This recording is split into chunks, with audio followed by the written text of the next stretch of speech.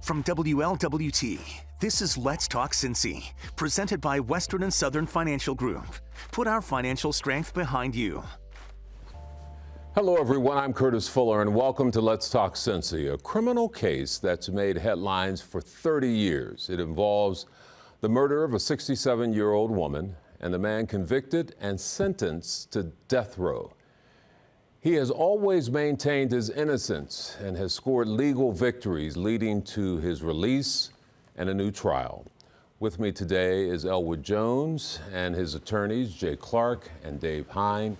I will talk with them in just a moment, but first, here's more background on the case of the state of Ohio versus Elwood Jones. You know, if I focus on what happened to me, I would lose sight on what I'm trying to do. What Elwood Jones says he is trying to do is regain his life after spending nearly 30 years on death row for a murder he has always maintained he did not commit.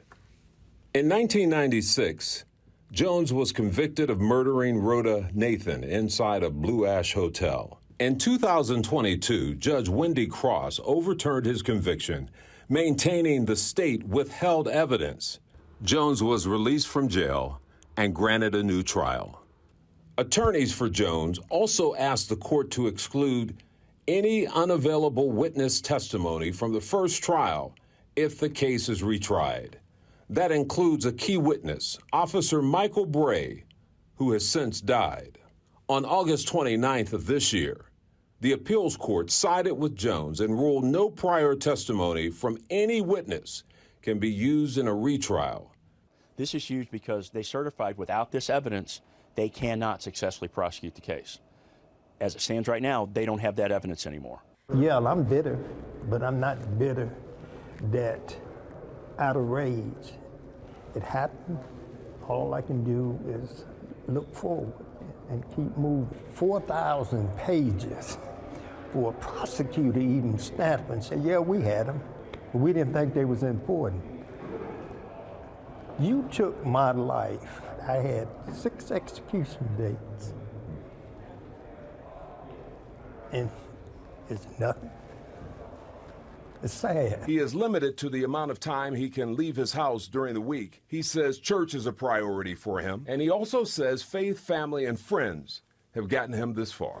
And it had to be the good Lord looking down, because I truly don't believe that I would be here today. And I just want to do right like I was doing before I got locked up and get some norm back to my life. It's going to take a little while longer, but I believe things is going to work out. I can go out on certain times, you know, during the week, and that's it. And I can go to church on Sundays, and that's about it, and stay at home. Better than the alternative. Well, it's better than where I came from, you know, but I would like to have my life fully back so I can actually get out and make a difference. Well, Hamilton County Prosecutor Connie Pillage released this statement. It reads, quote, "We respect the decision handed down by the First District Court of Appeals and will not be appealing it. We now await the Ohio Supreme Court's ruling on a separate appeal." And she also added to that, let me add that she said she has familiarized herself with this particular case and the many other death penalty cases in the appeals process. She said, "My office is taking them case by case and is dedicated to the justice with integrity for the victims and the defendants." First of all, thank you for coming in and telling more of your journey. Does it feel like it's been 30 years? In a sense, it feels longer.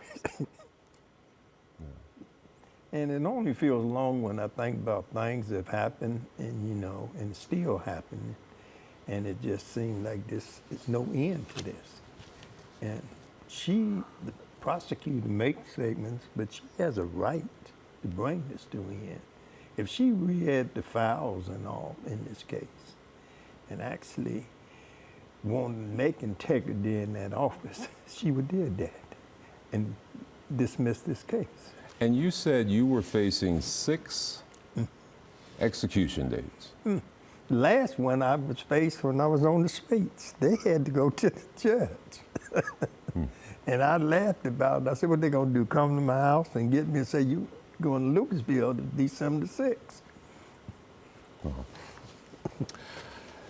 Jay, take us inside where we are now, because it's real important, and then we will go back some. But this appeals decision that you won, talk about the significance of that and then what's next. I think the significance is very simply that the prior testimony of Officer Bray, and for that fact, any other witness who testified in the initial trial, cannot be used if they are unavailable at the retrial. Generally, the rules of evidence, if the witness is unavailable, would allow prior testimony to be read back. Judge Cross excluded it because of the significance of all the material that was withheld. It prevented a proper and adequate cross-examination of those witnesses at the initial trial. That's how much the withholding of this exculpatory evidence infected the entire process. And they use that phrase, infected, in the information that was released by the appeals courts. They referred to and used that phrase, infected. Yeah. The only way I know to articulate it without, in a short, is if Elwood had the information that we now have and had had that information at the time of trial, I doubt he ever would have been convicted. And I think that's the exact reason that the prosecutors withheld it and then lied about what was in it. It goes to this Ohio Supreme Court, but it's likely that there still won't be another trial. Explain what's happening at this point, because there is something before the Ohio Supreme Court.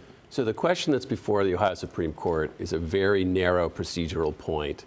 The state, when Judge Cross awarded Elwood a new trial, the state doesn't have a right to appeal that. They have a right to ask the Court of Appeals if they can appeal it. And the Court of Appeals said no, because the state didn't do what they were supposed to do in making their request. What is now before the Supreme Court is whether or not the Court of Appeals erred when they said no.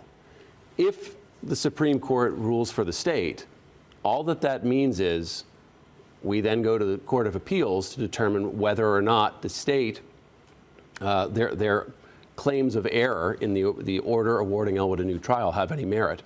But the Court of Appeals has already kind of communicated in a series of decisions that they don't think those arguments do have merit. As you noted, they've highlighted in the recent decision a number of ways where the Brady violations that were the subject of the hearing on the motion for a new trial infected the trial, perverted the trial, made it a constitutional violation or a violation of Elwood's constitutional rights. So I think that the state knows at this point that there is never going to be another trial of Elwood Jones. And in fact, one of the results of the decision we just got from the Court of Appeals is that under the rules, there can't be another trial. They are actually barred from prosecuting the charges against Elwood. I know that's a lot for folks to soak in, but it is very significant because that's where we are now. Correct. I'm going to take a break, and then we're going to come back, and then we'll drift back in this case. Back in a moment.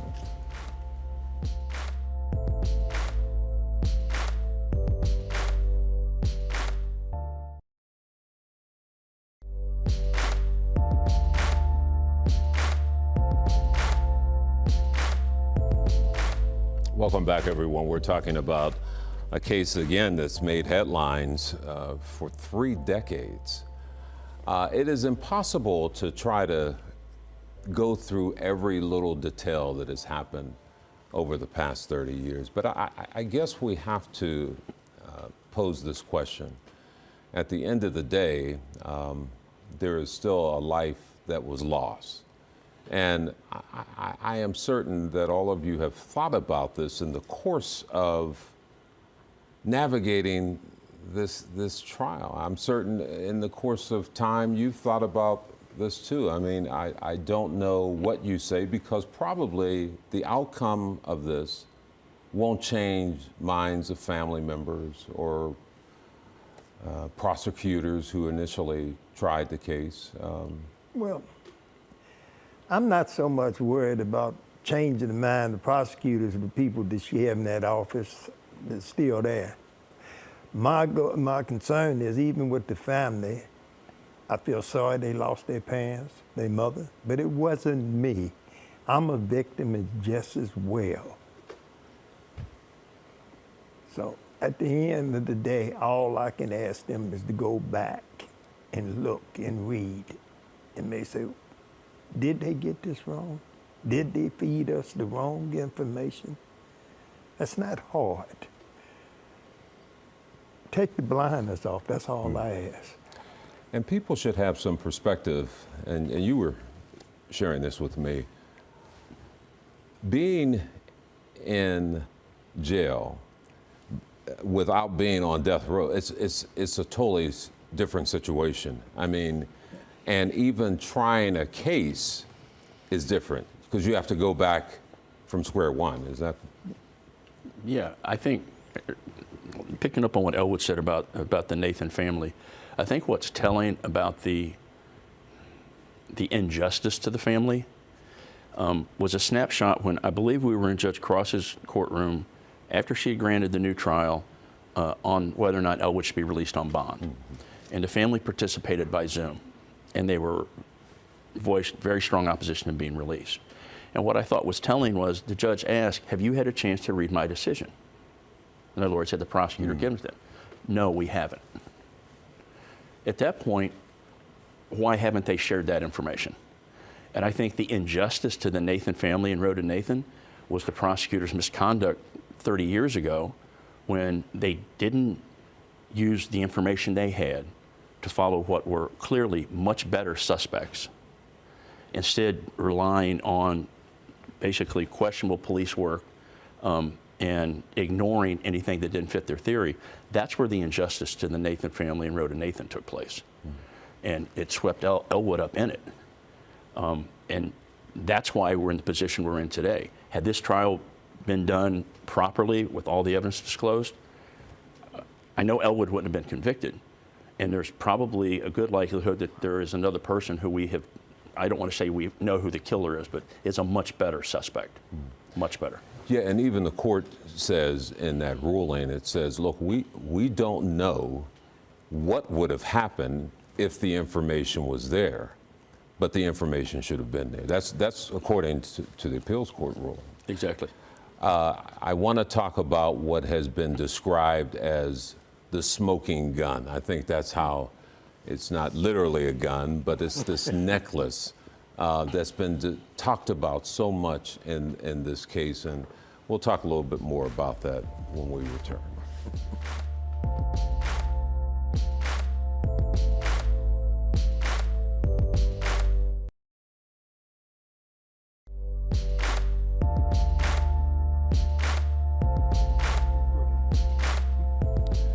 Welcome back, everyone. This is a fascinating case that's been going on 3 decades now. I talked about this necklace. There was a necklace that the victim wore. Family says she wore it all the time. It was not there on her body when she was found. But apparently, Officer Bray eventually says he found this in your toolbox. He said he found a piece of the necklace. Mm-hmm.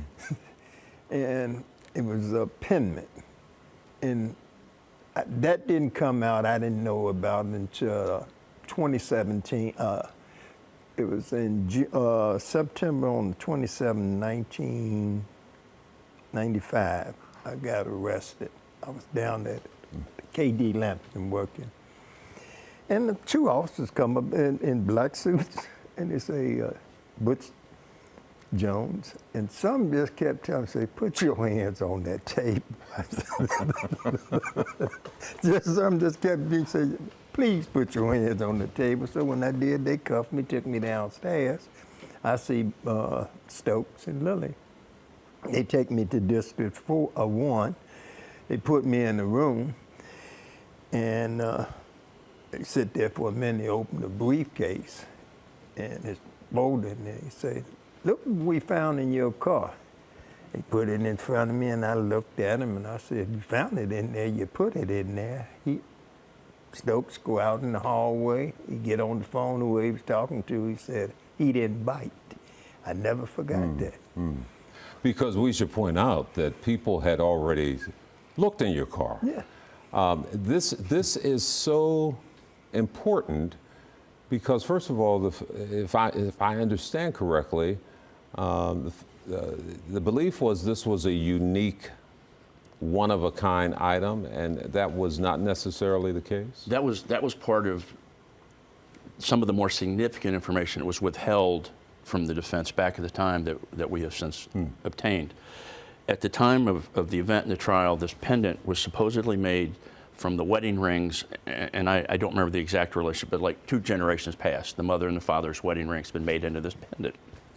And so it was unique. In fact, despite knowing what I'm about to share with you, prosecutors in closing arguments said, we didn't have Elwood's fingerprint, we had something better. We had this pendant. And there's only one in the world, it's one of a kind, and so on. It's better than a fingerprint. What they had withheld from the defense was that Blue Ash detectives went to New York, talked to family members of Miss Nathan, and I don't remember the name of the relatives. Uncle Ira. Uncle Ira. I said, talk to Uncle Ira, he'll know where this came from. They called Uncle Ira, he goes, oh no, that's not one of a kind. In fact, I've got the 2 wedding rings you're talking about. And that information was kept out? No, it wasn't disclosed to the defense. Oh, okay, yeah. So it was kept from the defense knowledge. But then he said, I know where he bought that. He bought that at a jewelry store in the Bronx. So not only was it not made from family wedding rings, it wasn't one of a kind, it wasn't unique, it was bought in a generic Bronx jewelry store. None of that information was shared with the defense. And then prosecutors doubled down on the dishonesty by lying to the jury in closing and saying, this is better than a fingerprint. There's one of a kind. And boy, Elwood didn't know that, but that's what got him. And that's why that pendant now cannot be introduced into evidence, going back to what you said about Officer Bray, because Bray's the officer who allegedly found it. If people have followed this case, and we don't have to go too deep in it, they will hear about an injury to your hand. You have since, and a reputable doctor had said that a fight bite, as they call it. But since there's been new technology, is that my understanding? New technology that somewhat undermines that theory? When it comes to the fight bite testimony, I think there's been a development in the understanding of the particular pathogen Eikenella, and Dr. Stephen Burdett testified for Elwood in August of 2022 and made very, very clear that the testimony that was used to convict Elwood is just scientifically wrong. Basically, what Dr. McDonough, the state's witness, said at the trial in 1996 was the only way you could get that particular bacteria in a cut on your hand is if you punch someone in the mouth. And what Dr. Burdett said is, like, it's all over your body. It's on your skin, it's inside of you, it's everywhere. It's in your saliva. There are myriad ways that particular bacteria could get into a cut. Wow. It could be not washing your hands or sucking on a cut or something like that. It could be anything. Let me take my final break, and then we'll be back in a moment.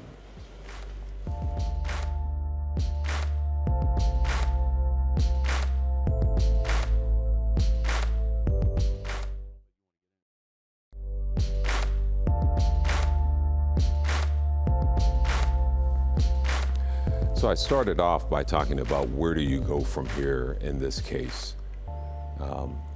So where do you go from here? Well, for us, I mean, there are all sorts of legal and procedural peculiarities that we're wrestling with right now.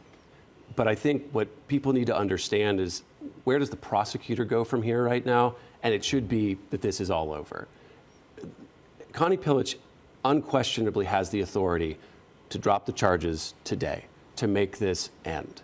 And you have to ask yourself why they're not doing it. They know, they don't dispute that they withheld thousands of pages of evidence. They don't dispute that that evidence was, as they say, game-changing and potentially exonerating.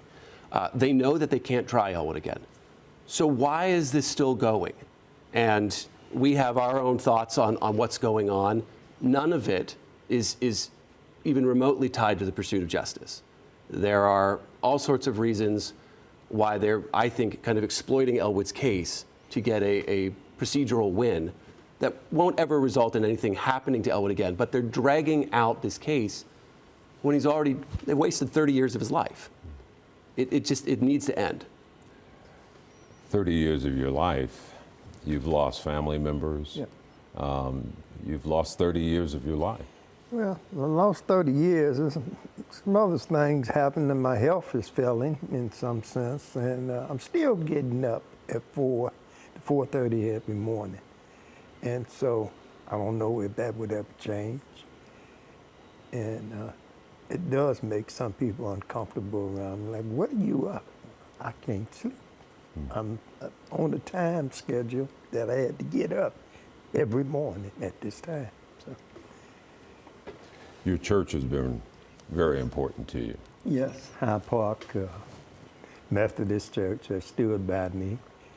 I do things with them. I go down and feed the homeless and work a couple of the shelters. That's what I do during my day. I don't have a job. And I don't think no one would hire me at 73, no way. No. Getting up at 4 o'clock, they might. He's willing to work. Well, good luck to you in this process, because it's really just been a process. And as I said at the top, I don't know anyone who can even put themselves in your shoes. And yes, we cannot forget that a woman's life has been lost, and as you said, I have sympathy for that family, you know, but I'm a victim just as well, you know, and I don't understand. Well, thank you for helping all of us understand a little bit better. I appreciate you coming in. Well, that does it for the program today. Thanks for tuning in. I'm Curtis Fuller. I'll see you next time for another edition of Let's Talk Cincy. Until then, have a good day and a better day tomorrow.